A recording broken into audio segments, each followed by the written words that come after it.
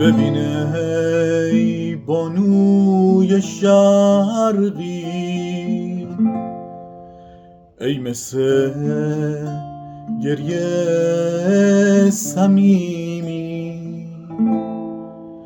همه هرچی دارم اینجاست، تو این خرجینه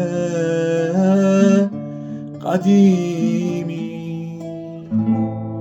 خرجینی که حتی تو خواب از تنم جدا نمیشه، مثل اسم و سرنوشتم دنبالم بوده همیشه. بانوی شرقی من، ای غنی تر از شقایق، مال تو ارزونی تو، خرجین قلب این عاشق، خرجین قلب این عاشق.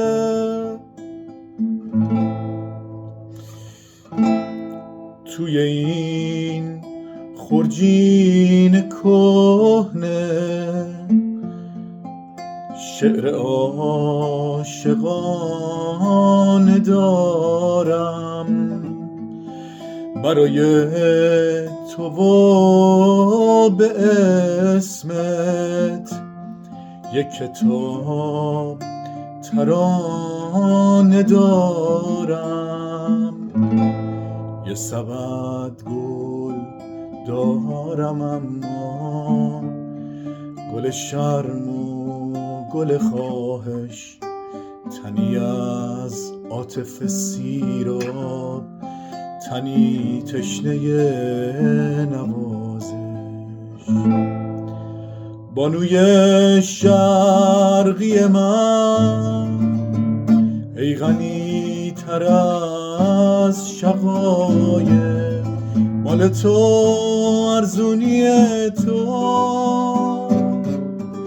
خرجین قلب این عاشق،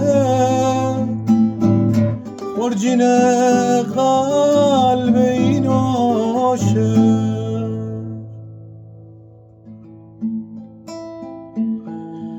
این بوی غریب راه نیست، بوی آشنای عشق، تپش قلب زمین نیست، این صدا صدای عشق.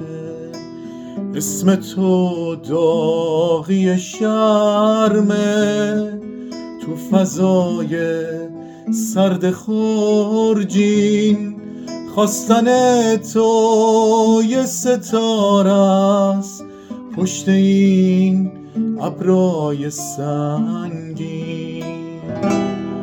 خرجینم اگه قدیمی، اگه بیرنگه و پاره، برای تو اگه حتی ارزش بردن نداره، واسه من بود و نبوده، هرچی که دارم همینه، خرجینی که قلب این عاشق ترین مرد زمینه.